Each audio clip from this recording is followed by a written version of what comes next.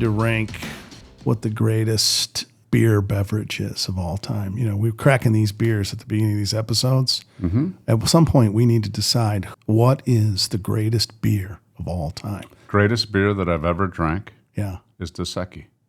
Dos Equis. Dos Equis. But is that because of the moment in time when you drank it? Is there some special nostalgia around it? We were in Cabo, and we were with a group of 6 people, and we drank about 80 Dos Equis in one afternoon. 80. I think it matters. Like, you know that Shawshank Redemption part where they're drinking the beers on the roof doing the job? Yeah. Right? And he says a man feels more like a man when he's got drinking some cold suds. I think the moment in time and the context of the situation matters as to what your greatest beer drinking. Maybe it was your old man gave you a beer. Well, it's definitely that way in golf. Yeah. When you play good on a golf course, you like the golf course. When you play like shit, you hate the golf course. Yeah. I don't ever want to play here again. Yeah. See where they put those pins? I didn't like it. The greens are slow. It's I don't care for wine. I have no palate to tell you what wine is good and what wine is bad. Boone's Farm. That's what you're good at. Or Boone's it's Farm. Stanzia or Franzia. It's in a box. Yeah. Wine in a box. Yeah. No, but I do enjoy when I do the winery thing with the wife. I do enjoy like listening to them tell the story of how this became this and how much sunlight it gets and why. I like that shit. I like hearing the story of the wine. No, I like to drink it. Yeah. Yeah, that's it. I don't want a story. I just want it in my belly.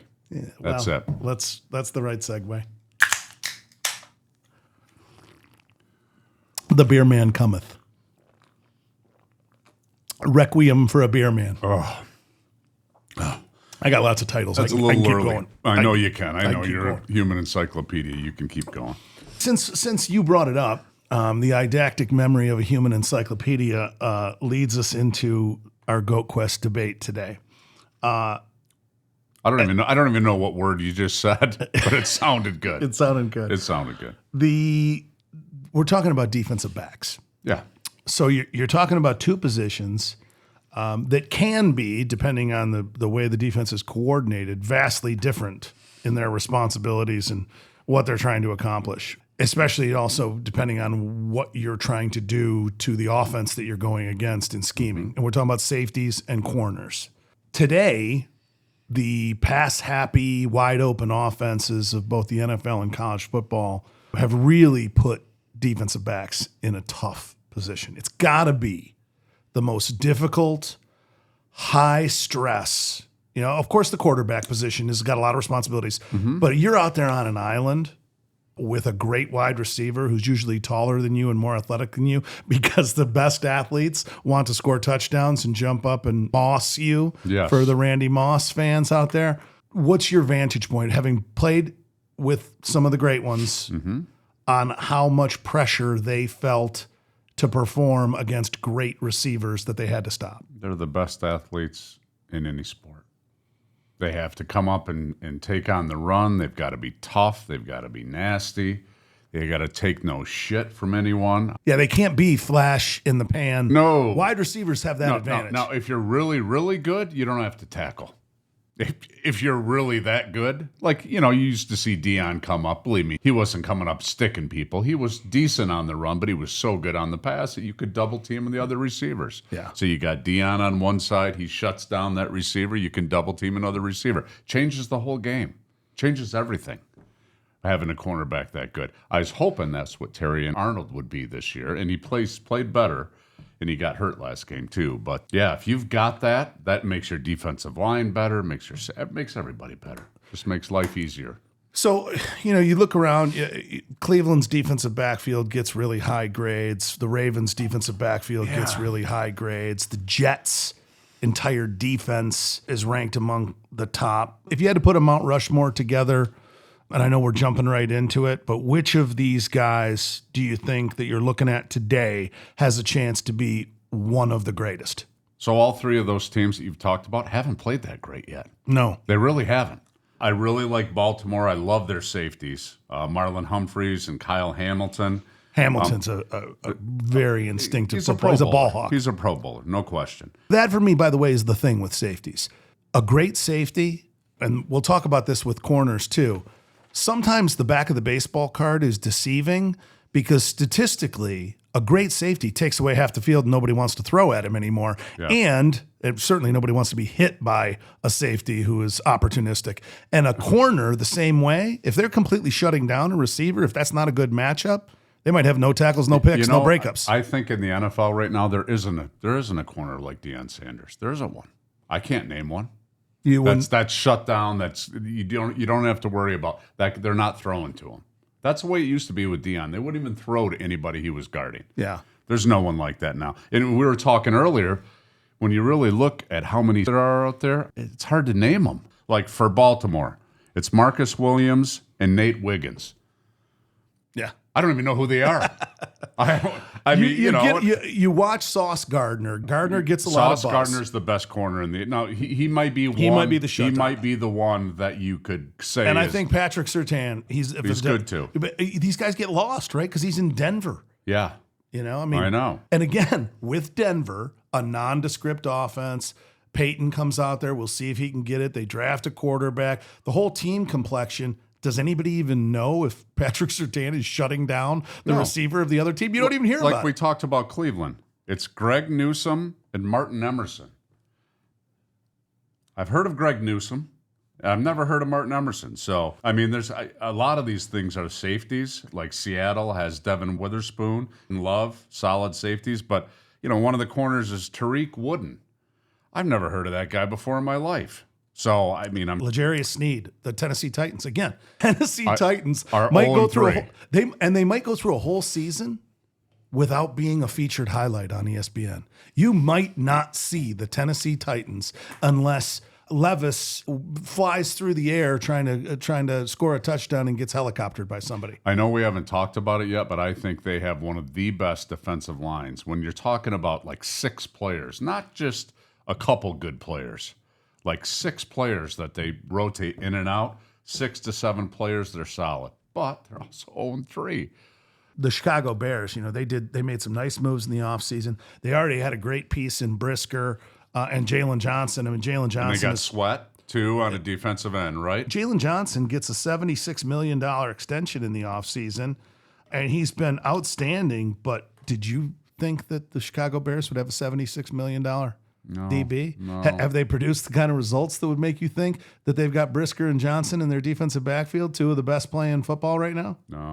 No, it isn't translating into wins. Well, you've got to have it all come together. The safeties, the corners, the defense. And we were talking about that earlier. If you don't have good defensive linemen, doesn't matter. If the quarterback's back there 6-7 seconds and he's got time to throw, doesn't matter who your corner is. So that's part of it, right? We talked about, it's challenging to look at statistical analysis if nobody wants to throw at the guy. It's also challenging if the guy's on a team that's getting no pass rush, not disturbing the quarterback. Correct. If the quarterback's got 5-6 seconds to throw, there's there's almost nothing you can do to stop a quarterback who's got all day to throw. Talking about corners, right? Sauce Gardner, for sure. I think he's the best corner I've seen in the NFL.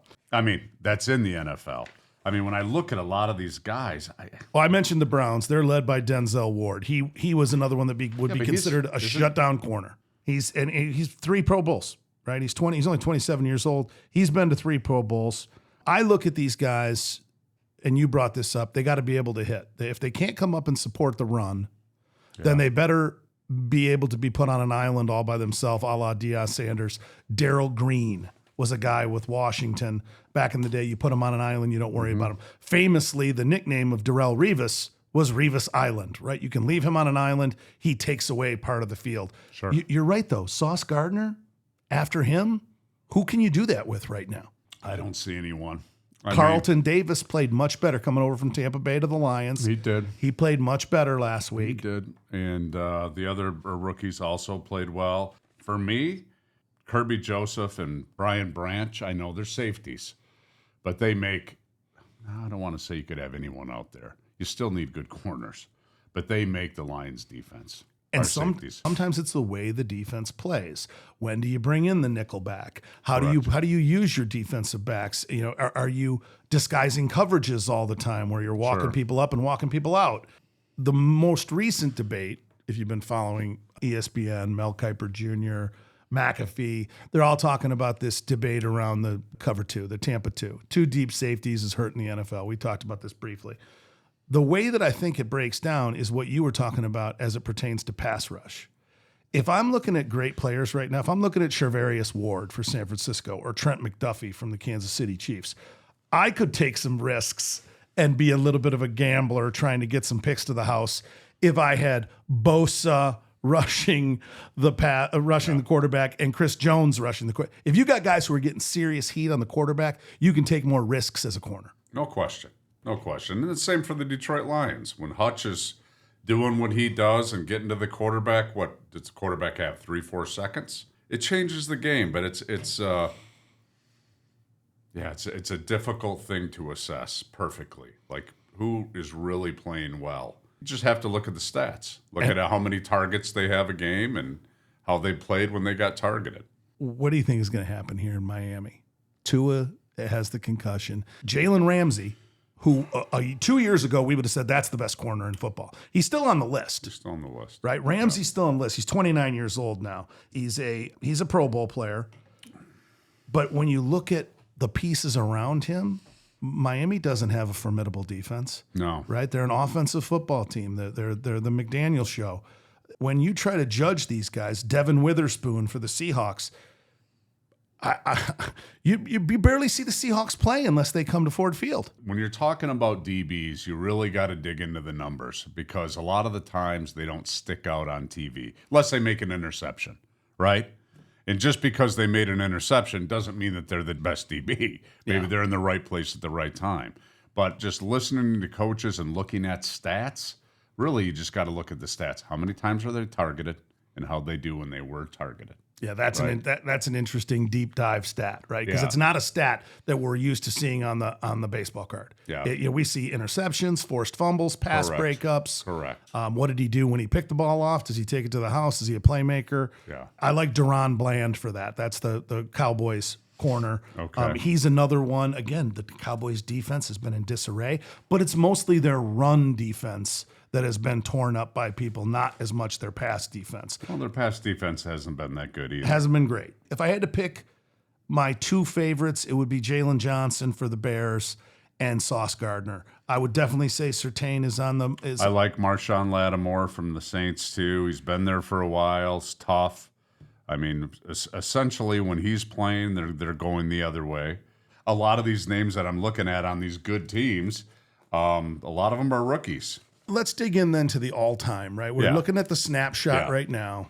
Our conclusion here is that very few, maybe Sauce Gardner, maybe Patrick Surtain, there's a few other young guys that have the chances, if their career goes on, to be mentioned with the Hall of Fame jacket. Yeah.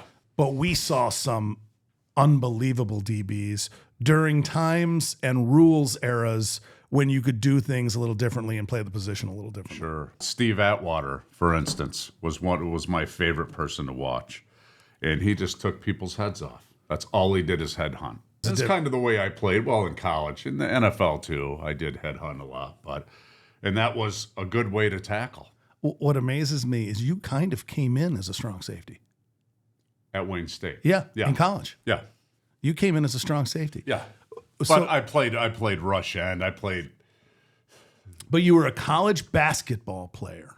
But we forget that. I was not actually. I actually went to college to play basketball. When I got there, I knew that I was not a college basketball. Okay, but you would have been on the team, whether riding the bench or not. Probably. Yeah. Probably. You went there to play basketball. Correct. On a scholarship. Yeah. We talked about the fact that then you had an illustrious career as a male stripper. But after the stripper career, then you come back to Wayne State to play football. You start as a strong safety. Yeah. You play fullback in short yardage situations. Yeah. You end up at linebacker, both Sam linebacker and you can play the middle. I mean, there aren't that many guys anymore. And you mentioned one of them, and this is where I'm going with this, that had the flexibility to do things back in the day like Benny Blades did. Benny Blades, you put him damn near anywhere you wanted to put him. Yeah. No, I used to say all the time that he would start at any linebacker position we had. He was very instinctive, strong, fast, tough, a leader. He had everything.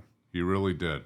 Would you have been shocked at all if the San Francisco 49ers put Ronnie Lott at outside linebacker? Wouldn't Ronnie Lott have done whatever he had to do as a strong safety? Maybe, but Benny was different. He was built different. He wasn't built he was probably 230, right? 6 foot, 230. I'm not exactly sure what size Ronnie Lott was, but Benny was just different. He could play any position, get on special teams, and he'd make 3 tackles. And started on defense. He was just gifted. Didn't Swilling come in as a strong safety at college? I think he came into his university. He's a Pro Bowl edge rusher. Guys' bodies change, right, from when they're 18. Yeah. And some of these, but those are usually guys that are very special athletes, right? Maybe he comes in as a safety. We've heard many times a quarterback gets converted to a tight end. He bulks up and becomes a tight end. And when these guys start out as a free safety or a strong safety and start bulking up and moving into the linebacker position, those are usually really athletic linebackers. They are. I'd say it's a case by case. I've seen guys try to do it that fell on their face, and guys that were such good athletes they could play any position on the field. Do I think Barry could have played linebacker? No. But that's physics. Yeah, that's physics. That just is not going to work. Yeah, I'd say Benny Blades is the best football player I played with ever. And there are many people that if we rewind kind of the historical here, that will tell you that the 50s Detroit Lions had the greatest defensive backfield of all time. Dick Night Train Lane, first ballot Hall of Famer. Christensen, who I think was the interceptions leader for some. Yale Larry, another one of the safeties, a Hall of Famer. I mean, there's 3 Hall of Famers right there, and I can't remember the name of the 4th guy, but he was a stud too. There's 4 stud All-Pros. If we move this forward in timeline and start looking at the players that you and I saw up close and personal, no list for defensive backs should be without Rod Woodson. None. And Rod Woodson was a special player because he could return kicks, right? If they needed to use him in special situations, they'd move him around. He was another guy who had that flexibility, but he had great speed, he had great instincts. He would hit you and he could cover you. The Pittsburgh Steelers' embarrassment of riches around this was insane because not only did under the George Perlis defense with Chuck Noll's teams, the 4 Super Bowl teams, they had Mel Blount and Donnie Shell. You go forward from there, they got Rod Woodson and Troy Polamalu. I mean, the Steelers have a run. Can you imagine being on the Steelers? I wonder how many years they played with Mean Joe Green, Jack Ham, Jack Lambert, the DBs that you talked about, and they kept them all. They never left. Pittsburgh just paid them. Right, back then, they didn't pay much. The Rooney family. Yeah, they just paid them and kept that team together for, 10 years probably? Yeah. Close to it, probably 8. That's crazy. You'll never have that now. The second that you win a Super Bowl, a third of your starters are going to get signed by somebody else. There's too much money. Too much money. Yeah. Different world. The Ravens also kept Ed Reed for a long time. Yeah. Ed Reed, one of the he is the all-time leader for interception return yardage. I mean, the guy took a pick to the house 3 or 4 times a year. Yeah. Very instinctive, big play football player. And that's another part of the eye test. More than any other position, because of the statistical anomalies with guys just not wanting to throw your direction, you really do have to look at the eye test. You have to be watching the football games to see, is this a guy that they just completely avoid? And then when he does get his one chance, does he capitalize on it? Like Ronnie Lott. Ronnie Lott used to scare people. Murder. No, they did not want to go across the middle. No. Now, who cares about going across the middle now? You're not going to get hit. The guy will get kicked out of the game. Very rarely. Very rarely do you risk life and limb now by going across the middle. And Ronnie Lott used to knock people out completely. And this was a very real potential health hazard, right? Daryl Stingley. Getting your head taken Yeah, off? we didn't mention Derek Stingley Jr. on the list, who's a hell of a defensive back playing right now. And Derek Stingley Jr., he plays for the Houston Texans. Oh, okay. But Derek Stingley Jr. is the grandson of Daryl Stingley, the Patriots receiver, who was tragically paralyzed by Jack Tatum, who, I shit you not, and this was before the hit. You shit my knots? I shit you not. Before this hit that made Daryl Stingley a quadriplegic, Tatum was nicknamed the Assassin. Yeah. That was his nickname. He already had the reputation. Ronnie Lott cut my finger off if it's going to get infected. Just cut the rest of it off. Everybody's heard these stories. Well, it's like when John Madden was coaching them. Right. He's like, yeah, we're assholes. What are you going to do about it? That's what he said when they interviewed him. Yeah. He said, we're assholes and we're dirty. What are you going to do about it? Nothing. You're going to fight Lyle Alzado and Howie Long and Ted Hendricks. Yeah. And I think Ed Reed and Ray Lewis, I think that Baltimore Ravens defense carried exactly the same mentality. If you come over the middle, you're going to get smoked. Yeah. Be prepared for it.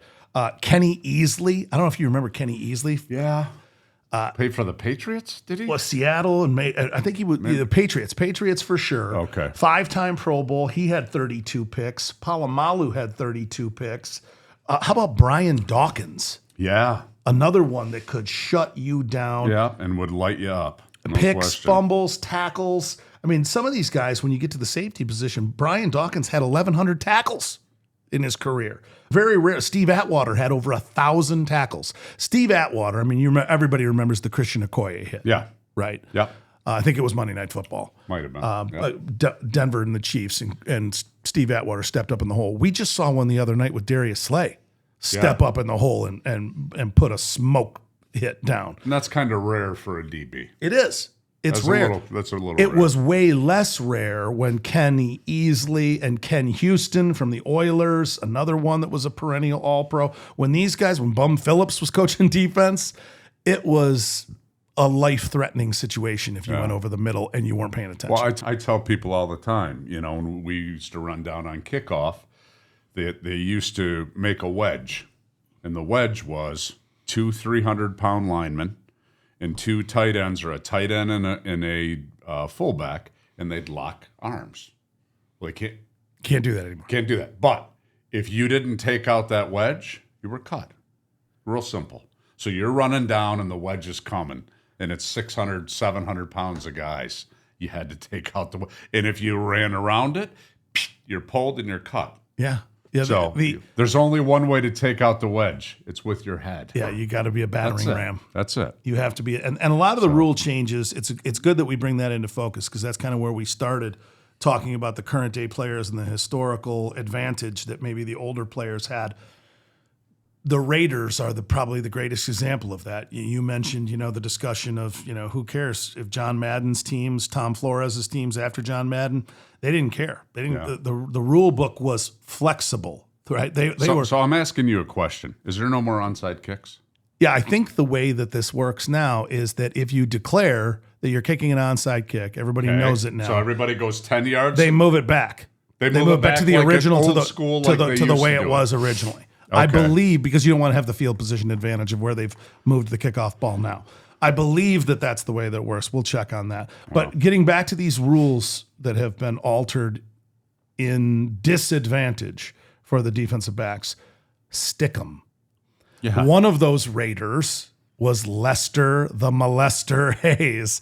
And I know that is not a politically correct nickname, but that was the nickname. That was his nickname. Because he put his hands all over everybody he was covering at all times. Yeah. He would play the bump and run defenses that are also now illegal. He would grab and clutch and have it. And he was wearing stickum all over his hands. So if a ball came anywhere near him and touched his hands, he was getting a pick. And there was no 5-yard rule either. Now they got the 5-yard rule. Actually, our DB, Terry and Arnold. He's very handsy. And Brian Branch. We're taking him from Alabama as fast as we can get him. Both are very handsy all over the field, and they get away with a lot of it.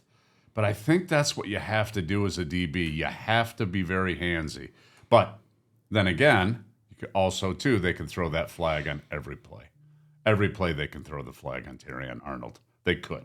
Yeah. Because he's touching people after 5 yards every play. But I guess you've got to ride that line, that fine line, because how do you cover somebody if you can't touch them? There were guys that were just beautiful athletes at the position and were stride for stride coverage guys. We're not trying to say that everybody, Aeneas Williams, if you remember him, you just couldn't get away from him. He was on you. Darryl Green was the fastest player in the NFL. He was on you. Ty Law, even moving up to the Patriots. I mean, there were Charles Woodson.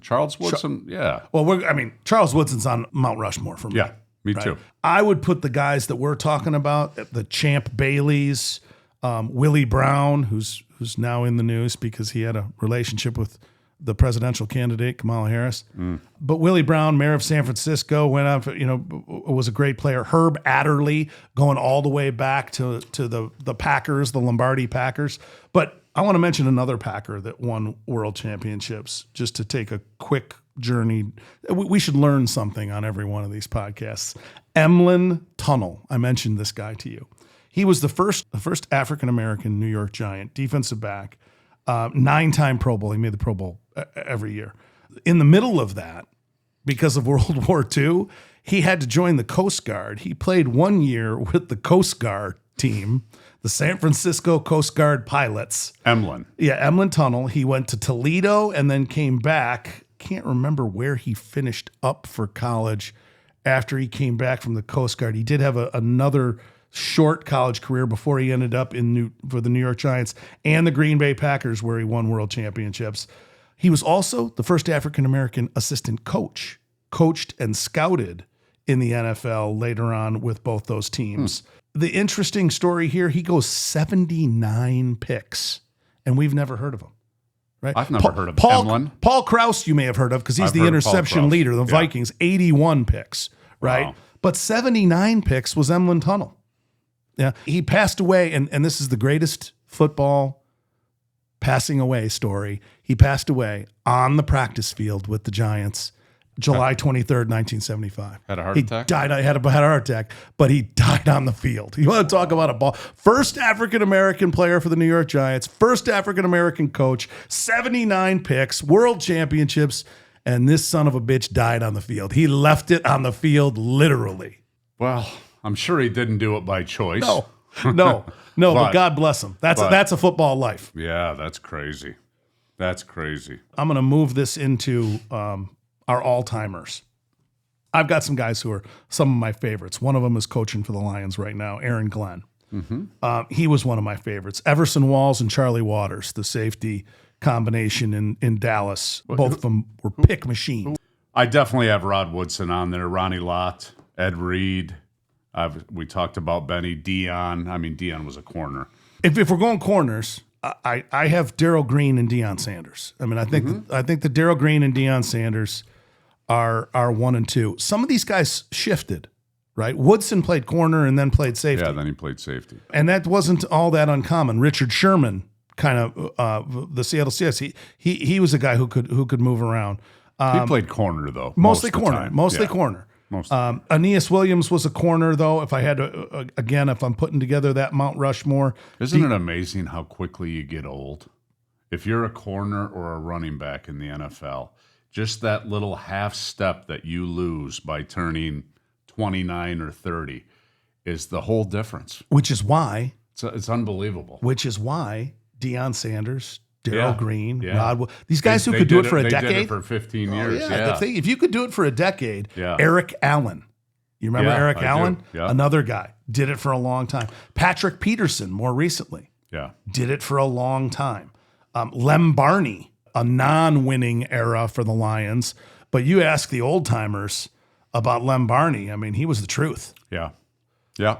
And I've heard that from a lot of people. He's a great guy, too. Have you ever met Lem? I have not. He's a super guy. Super humble. Yeah. On the safety side, we talked. Well, that was the corners. I think we both agree that in our lifetime, the one guy who drew the most attention for not being thrown at is Deion Sanders. No question. I mean, there's no way to not throw at a safety. We're just only talking about corners, right? And so much so that Deion Sanders made it a point to start working it into his repertoire that he would leave guys open. On purpose. Let them get open so they try to throw the ball to him or let him run by him. He used to talk about it all the time. He goes, I'd let him get 5 yards by me because I knew I could catch him. I mean, that's next level, right? That's the bait and switch. Honestly, I only saw one guy ever do that. That was Dion. There's only one. I think you're right. I mean, there's only one that was that good, that fast, that could turn it on when he wanted to. Yeah, I think Darryl Green was equally fast and equally good, but I think he was didn't do it with as much style. He was just humble, yeah. He was humble. He would just cover you everywhere, much less, let you get open and then pick it off. Yeah, and then the last guy that I would have on that list is the one that I mentioned kind of gave birth to the idea of being left alone on an island, and that was Darrelle Revis. Yeah, he was really good. Revis Island was a well-known fact that, okay, in the game plan today, that receiver and that side of the field Is not catching the ball. is not where we're going. No. So let's flip it over to safety. Safety is this two-dimensional world, right? Are we going to talk about the current safeties right now? Yeah, you give me that Yeah, snapshot. I mean, I think the number one group of safeties now is Baltimore with Marlon Humphrey and Humphreys Kyle and Hamilton. Yeah. I actually like Detroit with Kirby Joseph and Brian Branch. And I like, is it Illiman? How do you say that? Illamanafu? Ilamanafonafu? Yeah. You say that? What? That was a good guess. That was a good guess. But he's good too. He had a great year last year. So we've got a great backup. I really like our safeties. And then Miami's got Jordan Poyer. Yeah. And Jevon Holland. I think he's a younger guy. I saw his name on there. I don't really know him. I watched Poyer play a lot with the Bills, and he obviously got traded. Those are my top three. Seattle is actually got Julian Love and Devin Witherspoon, and I haven't seen them play a whole lot. And I like the Packers too. Xavier McKinney and is Jair Alexander. Yeah. They've played well. So That's an underrated group across the board. yeah, The Green Bay defense is a lot stronger than what they are given a lot of credit people for. overlook safeties. Like, you know what I mean? You got to have a good edge rusher. You got to have a good corner. The quarterback and safeties are so important. I'm going to throw this out there. You tell me, as the former NFL player, whether you think this is valid or not. The fact that the hitting has been so subtracted from the game right now because of that, the head-to-head contact. Yeah. I do think that the safety position isn't as sexy as it once was when you could light people up and be Ronnie Lott, Steve Atwater, Jack Tatum. Yeah. It's still very important. Very important, They but are not the as quarterback of the defense. They call all the – it is important. Corners don't call anything. Linebackers call the play, and safeties basically call the coverage. You Right. remember, right? I mean, there were whole sections of NFL highlights that would just be the knockout shots. Yeah. They don't dare put that stuff on the air anymore. You're kicked out of the game. They're trying to save Little League football from going into complete dormancy. They're not putting out there that guys are getting knocked out. I mean, we are in the town, Detroit, Michigan, where Chuck Hughes died on the field. Yeah. Right? Next time you watch a game, just watch the contact between the linebackers and the offensive linemen. It's exactly the same as it's been. Yeah. And it's a 10-yard running head start. And we're going to get to that. For those of you who have been following us closely and want to know what is coming in the future, we're going to be talking about defensive linemen and the edge rushers and the difference between those two positions, how that's evolved.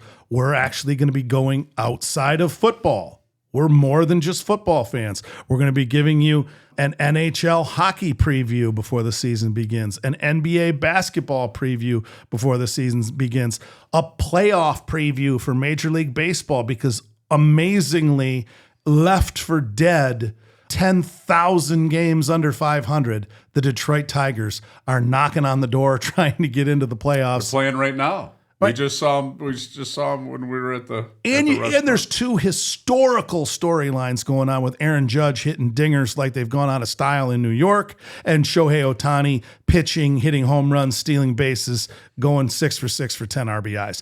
There is some amazing storylines in these other sports, and we will get to them. But we got to get through the GOATs of football. And if I pull this back in for the safeties, and I want to make sure we mention one guy, again, who could do both, are you of the opinion that the Benny Bladeses of the world can get on that list, on that GOAT, or did he just not do enough statistically? Probably didn't do enough. And, I think I was there 4 years and we went to the playoffs 3 out of 4 years. But you kind of got to get deep into the playoffs to get the real TV time. To get the rings. To get the rings and to get the TV time and to get the recognition and to have people talk about you. You can't just, in 3 out of the 4 years I was there, we made the playoffs, but we lost in the first round. So we were one and done, right? And he never got deep. Actually, he did. In 91, when they went to the NFC Championship and got beat by Washington, Benny was on that team. I think he might have been a second-year player. I think he was drafted in like late 80s, 88, 89, something like that. So some of these guys were such good athletes that were in that Benny Blades era. Mm-hmm. We mentioned Deion Sanders. He could play both ways. Troy Brown could play both ways for the Patriots. Rod Woodson was a return man.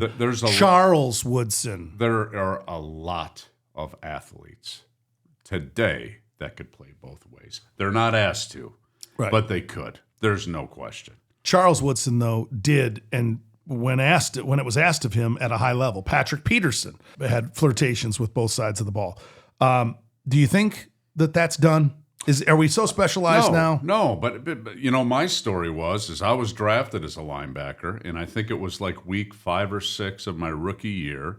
We had 2 fullbacks go down, and a tight end went down. So it was a Tuesday of our off week, probably week 5, and Wayne Fonts called me at home. And my wife picked up, and she's like, "Tom, it's Wayne Fonts." I'm like, all right, I'm not getting cut because he doesn't cut anyone, right? He would never call me and cut me. You could have been the first. But no, I wasn't. So he goes, "Come in the office." It was like 10 o'clock on a Tuesday. So I walk in the office, and it's a room like this, and there's like 6 guys watching film of me at running back doing goal line at Wayne State. And I walk in, and they said, "How'd you like to play fullback?" I said, "I'll play whatever position you want." He didn't say, "Who's this fantastic tailback? Who's the guy you bought? The slow white tailback in the backfield? Who is this specimen that you were blocking for on this play?" No, you didn't stick out. Sorry. They said, "We're going to switch your number." So I was 98 as a rookie. They switched me to 48. So I went from the defensive room to sitting right next to Barry Sanders the next day in practice. But I love it. And I started on Sunday. I get switched to fullback on Wednesday. I start in Green Bay on Sunday. And the very next season, due to injuries, you started at linebacker. Correct. Yeah. No. My 4th year. 4th year. 4th year, I started 1 game at linebacker. Right. So I started a couple games at fullback. In the same career, started at fullback, started at linebacker. That's what we're researching, whether or not anybody has done it since. Because it means absolutely nothing. It means something to me as your co-host, right? I got lucky. I can brag about that. One guy we missed, another guy, in these great teams of yesteryear, Mike Haynes. I don't know if you remember Mike Haynes. He was another one when we were coming up who was just a shutdown guy. I mean, that's half the field taken away. If I had to put my safeties in that same top 5-ish, it's a tough. Where do you put Rod Woodson? Right, because he played both. Mm-hmm. But Ronnie Lott is at the tippy top. I'm gonna put Paul Krause in there. Just the ball hawk. I mean, getting 81 picks. It's just hard to fathom. But a different time. Sure, but they didn't throw as often, so he didn't get as many opportunities. True. That's true. Right? Yeah. I'm gonna go with Emerson Walls. You got to put Ed Reed in there. I'm going to put Ed Reed in there, and I'm going to put Brian Dawkins in there. You know what? I agree with you. I mean, there's some other players on there. I mean, do I think Benny Blades is in the top 5 all time? No. His stats probably don't back that up. But I love Kenny Easley and Steve Atwater, but I'm not putting them. I don't think they make the top 5. They're right outside the top 5 for me. Yeah. I think so, too. Steve Atwater is my number 1. He's the guy I always used to watch and kind of, if I modeled my game after someone, just took everyone's head off, which I love to do. How about those old school J pads, the forearm pads? Oh, dude! Even when I look at my pictures, my shoulder pads used to be like huge. But I'm talking about Atwater. You were a fashion debacle on the field. Your uniform looked like shit. I used to go, what is he doing out there with that? You got the shoulder pads are twice this. There's almost no neck. You used to wear that dirty white T-shirt. I was under. You didn't listen look to good. me. I was looking good. You were not looking good. You had that dirty. I wouldn't have to be needing nothing for the rest of his life. But he was looking good. No, you did. We used to tape our shoes up. Remember that shit? We tape them in black. Tape them up. My whole foot was black. But that's my point with Steve Atwater. He would take those old forearm pads and just put tape over him. Talk about a guy who didn't care. He was coming for business. He was there to do business. He didn't care what the hell he looked like. I do like some of those old school guys where you look at him like Lester Hayes. Remember the stickum? You could see it. He'd put it on his shoulders and on his chest. You'd see the green. It had that slime green sticky. Yeah, we used to have tape. Did you ever tape your shoulder pads in college? No. Yeah, we used to tape them in the NFL, so you couldn't grab. So we'd have tape. They put this two-way tape on our shoulder pads, and our jersey was so tight. And I actually have one. I put it on, and it's still tight. Oh, my God. I know. I couldn't believe it. It's tight without my shoulder pads on. I had my senior year, I got that ridiculous helmet with the Denver front after the fourth concussion in college. I used to cut my pad in half because I have an 8 head. I wouldn't do the Kelso one. Remember the Kelso one where you actually had a bubble? Stupid. I didn't do the bubble, but I did do the one that had the Denver front on the inside of it. And, I don't know. I did end up getting a concussion in Europe, so it didn't and with that helmet, so it didn't work. Who'd you hit? Your lineman? No. I know we're digressing here.